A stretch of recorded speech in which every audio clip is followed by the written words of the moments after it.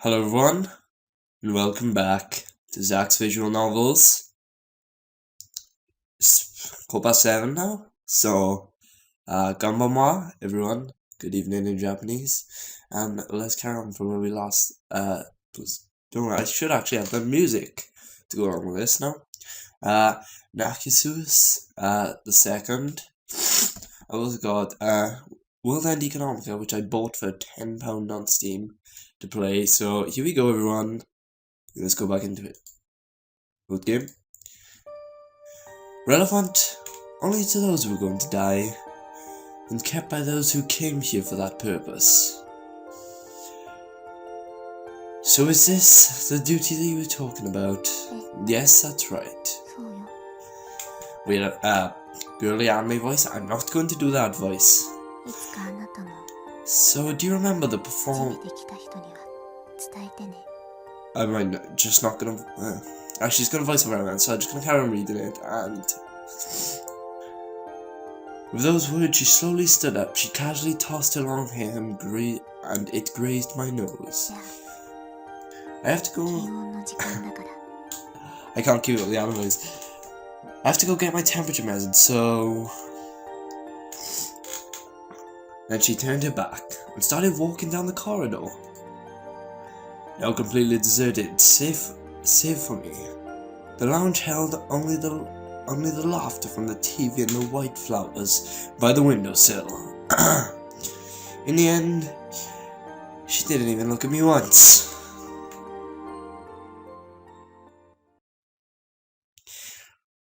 A few days later, New Year's celebrations were over, and the middle school and high school students were beginning a new term. And just as ever, she and I sat in the lounge, staring blankly at the TV. This is boring. So it is. So we said, but both of us kept our eyes on the screen. Hey, is this place always this way? I don't understand where you're getting at. I'm getting at how it's always deserted. Other than the nurses, doctors, and health staff, and other than her, I do not see a single person. Did everybody go home for the new year or something? Do you really want to know? And well, I didn't mean... Then I won't tell you.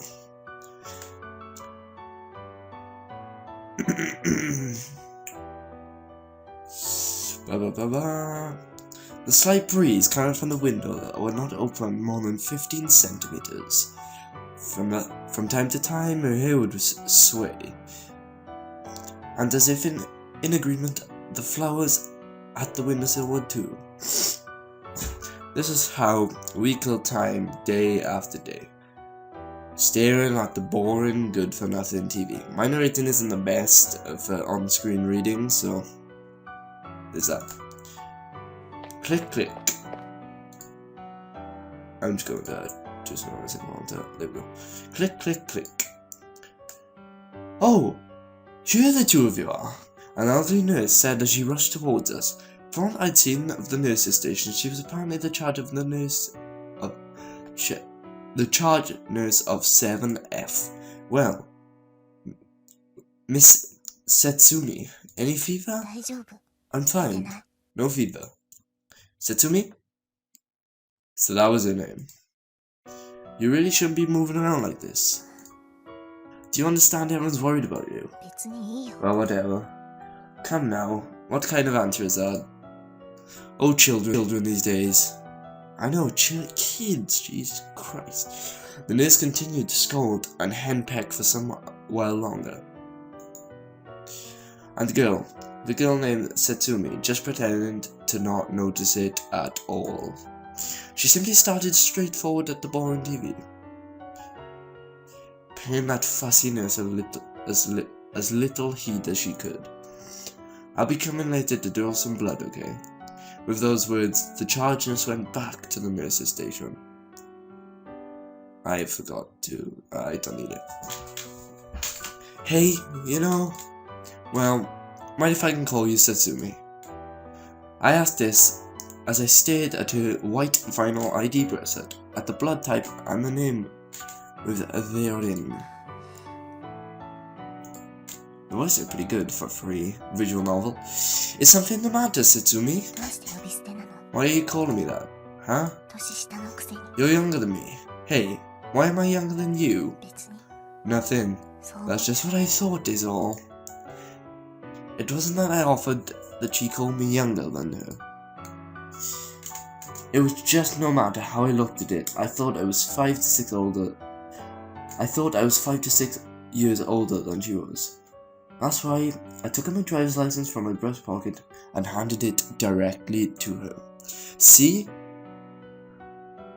I may not see it, but I'm 20. So you're younger after all. She only took a glance at my license before handing it back to me.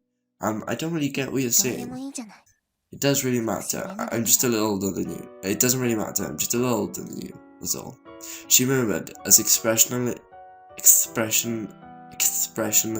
as ever. Her eyes were fixed on the boring TV, all right, but it also felt as if she was gazing at something far away. After they'd taken my AM vital signs, I snuck past the nurses and boarded the elevator. When I got to 1F, I walked out the outpatient clinic doors and walked outside the hospital.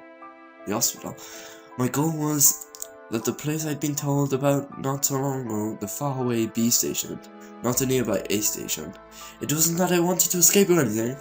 At 7F or at home, none of us died anywhere else. That's what I'd been told.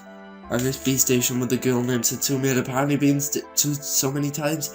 That's why, at least just once, I wanted to see this place with my own eyes. It's not as if there's going to be a guard on duty. Even so, we were inhabitants of 7F, different from other inpatients, and thinking of vague maybes so early in the morning, I headed towards the station. My legs settled into a lazy gait as I glanced sidelong at the people commuting to school or work. After about 25 minutes of this, I arrived in front of the station, so after about,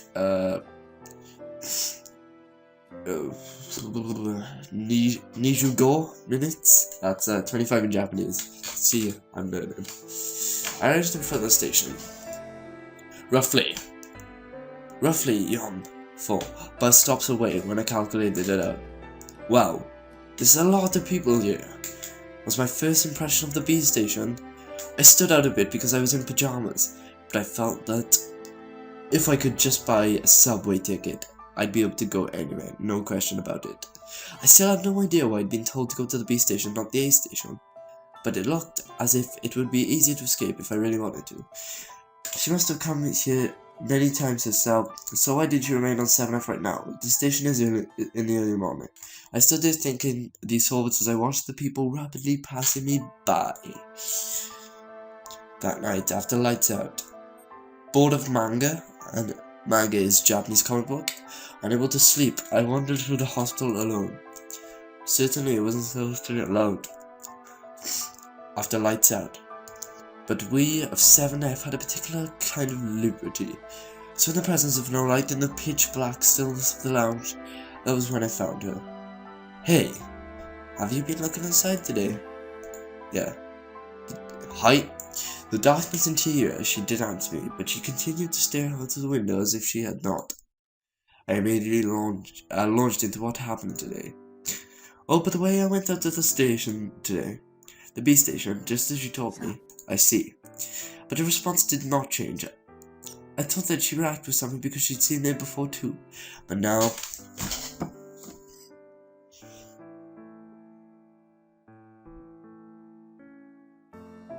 Sorry, shall we drink? But now that I thought about it, did the fact that she was here mean that she had no intention from escaping in the first place? I'm going to be going home soon. What? She opened her mouth abruptly and spoke as if she'd seen right through me.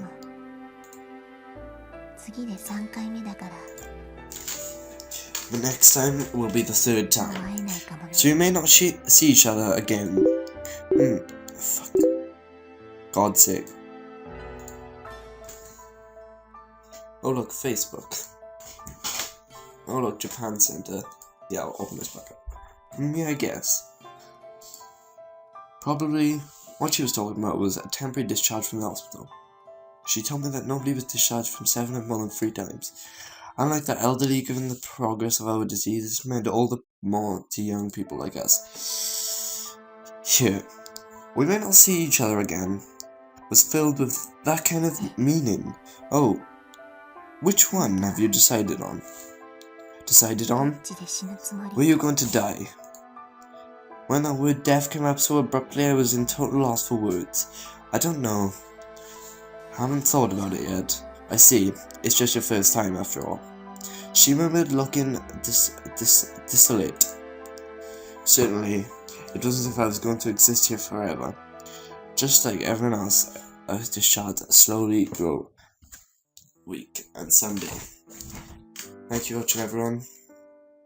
I'm gonna save you. I'll see you next time for another episode of Narcissu. I would normally do a 20-minute session, but I want to do a better session of this on when I have more. It's a Thursday night, so I don't have that much time. So I'll see you next time, guys, and sayonara, senpai.